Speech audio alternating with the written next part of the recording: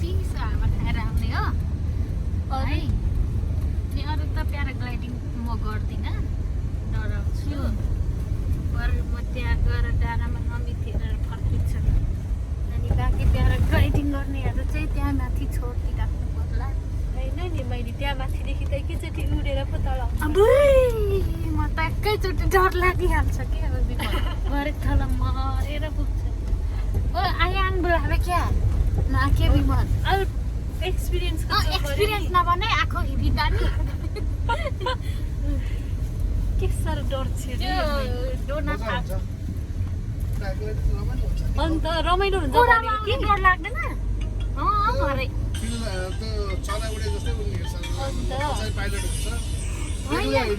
पिङ जस्तो हुन्छ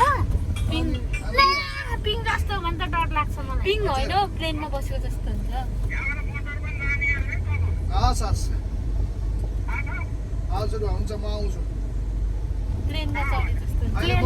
लामाचौरबाट हिँडेर यता तल दिप्तिर आइसकेँ प्लेनमा चढ्दा नि डराउँछु नि त अनि म कति कुक्रुक कुक्रुक पर्छ क्या डराएर पछाडि पो हुन्छ पाइलट हुन्छ अनि तपाईँ अगाडि पो हुन्छ अनि मजाले क्या रमाइलो हुन्छ आउँदैन जति डराउने पनि गर्छ अन्त त्यति जहाँ पनि बच्चाले गर्दा हुँदै म त डर लाग्छ सुरुमा यसो हेर्दा डर लाग्यो जस्तो हुन्छ तर पछि आउँछ होइन केटी मलाई बमेट हुन्छ भने हुँदैन गभर्मेन्ट गाडी हो र त्यो फन पनि घुमाउने तर रमाइलो हुन्छ अन्त पोखरामा सबैभन्दा मलाई रमाइलो लाग्यो कि त्यही हो क्या मैले प्याराग्लाइडिङ तपाईँको आकाशमा आनन्दले उड्न पाइन्छ अन्त बरु प्लेनमा डर लाग्छ त्यसमा लाग्दैन भनेको मैले उसलाई मान्दैन प्लेनमा बरु अलिक कस्तो हावामा उडे जस्तो कस्तो कस्तो फिल हुन्छ नि त्यो त्यस्तो त्यो हुँदैन कि त्यसमा सरल हावा आउँछ अनि अगाडि पुरै भ्यू देखिन्छ 360 भ्यू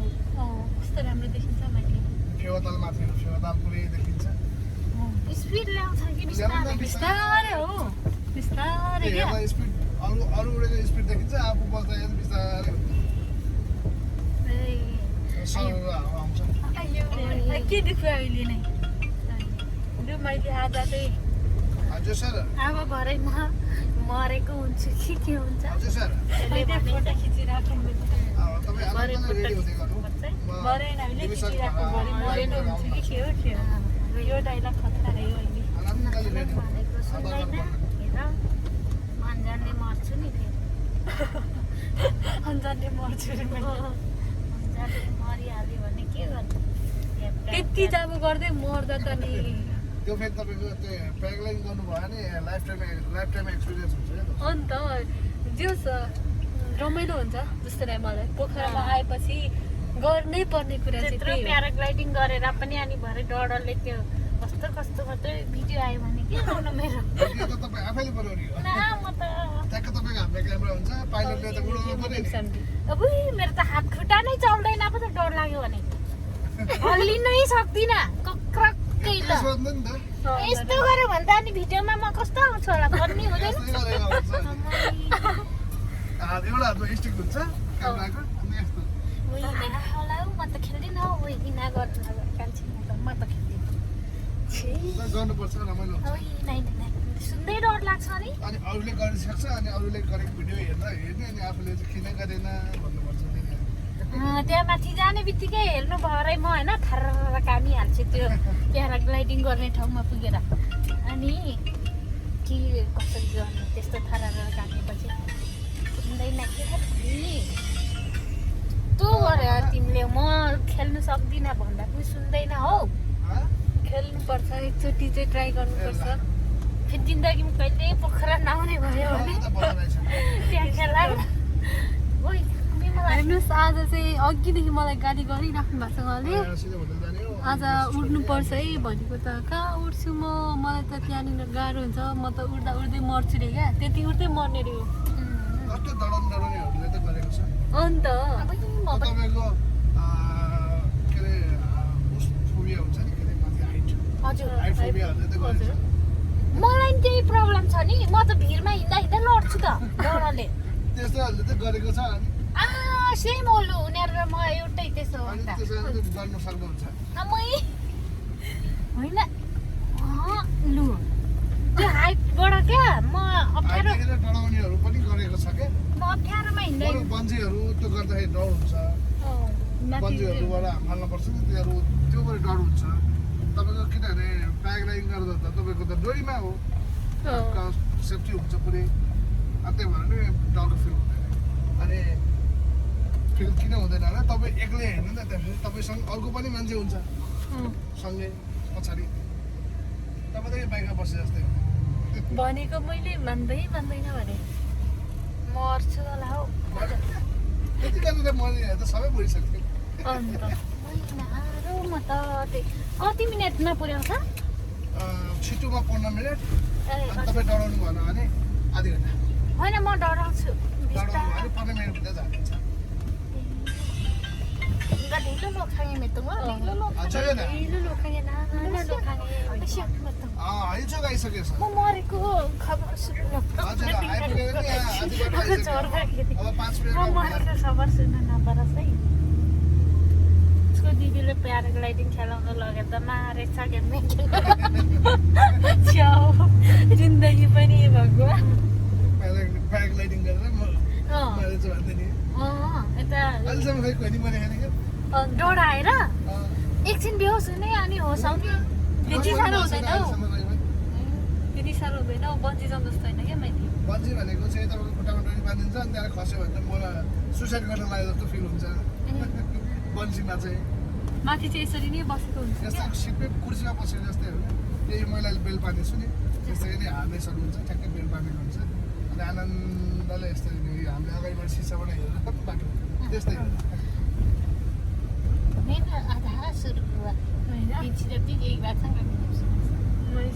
हाम्रोमा सुरु थाहा हौ सुरु उता चाहिँ भन्छ सुरुमा त माथि सराङको डाँडामा हाल्छ अनि त्यहाँबाट अनि सल्लक्क तल बजार हुन्छ अनि अरू उडिराखेको हुन्छ अरू उडेको हेरेर सिधा हामी अटोमेटिकली पाइहाल्छ मैले गरिहाल्छु यति जाब त भनिदिन्छ मलाई त डर लाग्छ है पोखरा आएर प्याराग्लाइडिङ गरेन भने अनि अब म प्याराग्लाइडिङ अनि सबैलाई प्याराग्लाइडिङ गरेँ मैले त गरेन भन्दाखेरि अलिक मजा आउँदैन प्याराग्लाइडिङ गरेर फेरि जिन्दगीमा पोखरै नआउने भयो भने पो के गर्ने हो यति डरले डरले क्या, डरले। त्यहाँ गएपछि मान्छेहरूले खेलाइहाल्छ केटाकेटीले है साथसँग आए पनि बरु त्यहाँ गयो भने त खेलाउँछ यिनीहरूले अस्ति खेलेको भन्दा पनि छोड्दैनन् होला म जाँदिनँ भन्ने टाइपको चिन्ह हुन्छ फेरि तपाईँले एकचोटि गरेपछि अरू साथीसँग आउँदाखेरि फेरि गरौँ भन्ने हुन्छ डर लाग्दैन मैले रमाइलो लाग्छ भनेपछि सके त त्यति रिङ्गाटा लाग्छ होला लाग्दैन चस्मा पनि छैन चस्मा चाहिँ किन छोड्यो होइन भरे यस्तरी कुद्दाखेरि क्या यो जङ्गलहरू पनि कुद्छन् होला कुद्दैन जङ्गल चाहिँ किन कुद्छ हौ मैले बोट बिरुवा नि हिँड्छन् आज बिहानदेखि अघिदेखि फकाएको छु अघिदेखि फकाएको म नजाने भनेर होइन सुतेको गर्न सक्नुहुन्छ नि तपाईँ ढुक्क भन्छ जानुहोस् अब त्यस्तो डर केही हुँदैन म त सुन्दै थरथर हुन्छ त छ्याउ जिन्दगी मर्छु होला आज तपाईँ गाडीमा चढ्न डराएको भए चाहिँ ओहो भन्ने मैले गाडीमा त डराउँदिनँ अनि त्यस्तै त हो, गाडी ओह्रालोमा झर्छ नि पाहाडबाट मुनि गाडी सरेर पुग्छ नि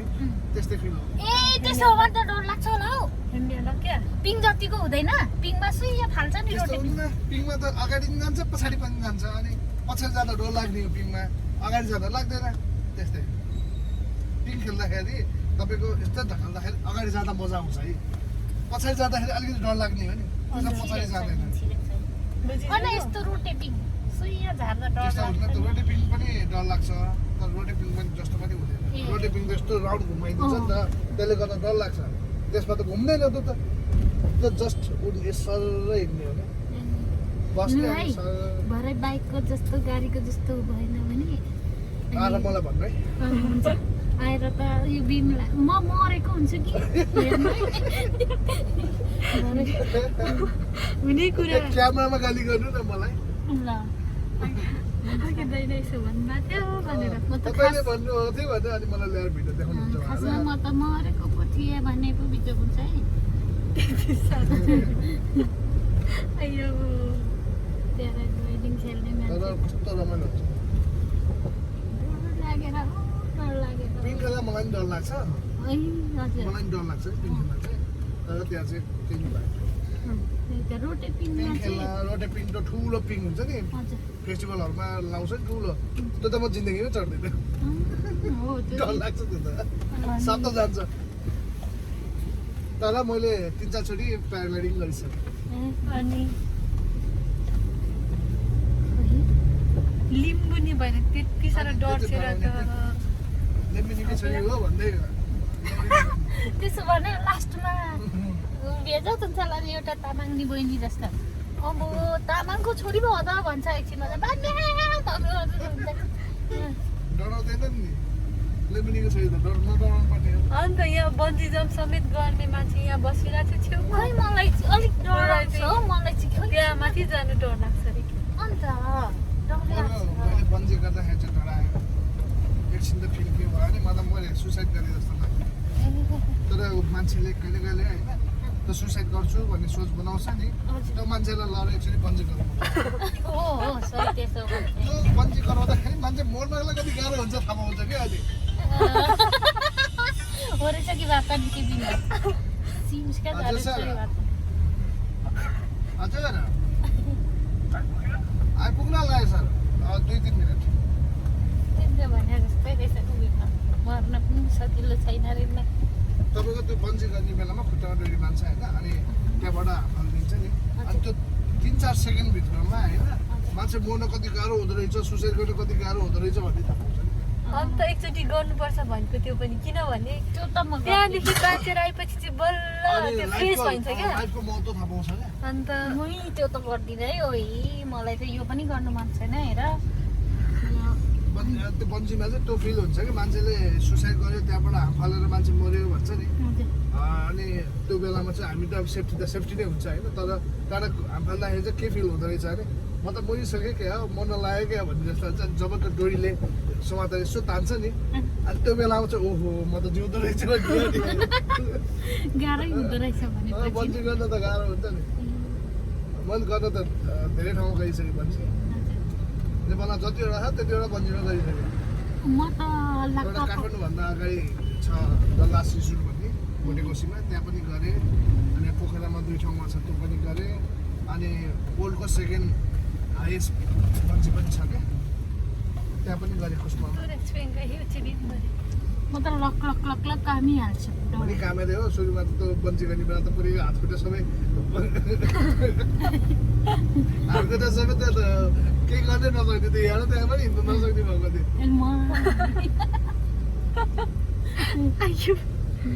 अनि पछाडिबाट धकालिदियो पछाडिबाट धकालिदियो त्यसपछि त सिधै तल पुग्यो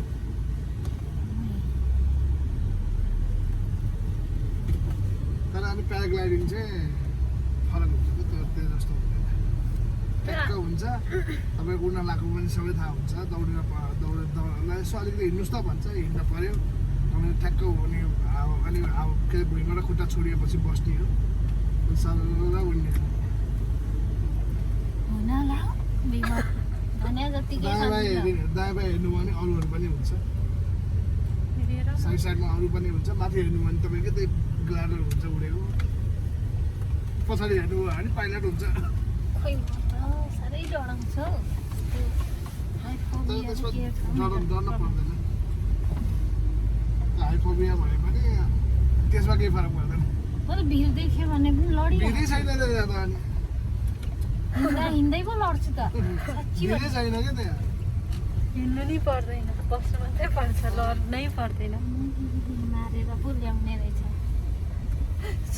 लो लैले अस्ति कति त्यो न मारेर रोटेपिङ ल्याउने खेल्नुभन्दा अगाडि पनि म त तपाईँले भन्नुभयो जस्तै हात खुट्टै नचल्ने भएको थियो एकछिन त माथि चढेर जान आमा म जिउँदो कि मरेको अन्ना समाउँदा समिन्छ आँखा चिम्मा गर्नु पनि नसकेको खुल्ला पनि राख्नु नसकेको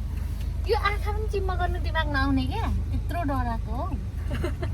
के साह्रो डराएको कुन खालको डर हो आँखा चिम्मा गर्नु दिमाग नआउने मेरो आँखा छोप्ने कसैले भन्थ्यो होइन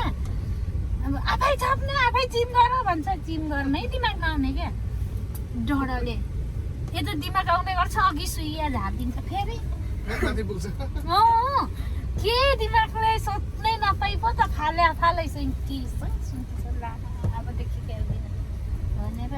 लाइफमा 2 चोटि खेलेको छु अहिलेसम्म त्यो नि साथीहरूको करले आमै डर छेर्वी छ्याइ हिम्मत नभएको भन्यो अनि त ल साह्रै भन्यो भनेर खेल्नै भनेको खाखा मऱ्यो खाखा मरे अलिअलि मरेर बाँचेको मान्छे कति छिटो ल्याउनु भयो त गफ गरेर गफ गरेको भन्दा छिटो भएको अनि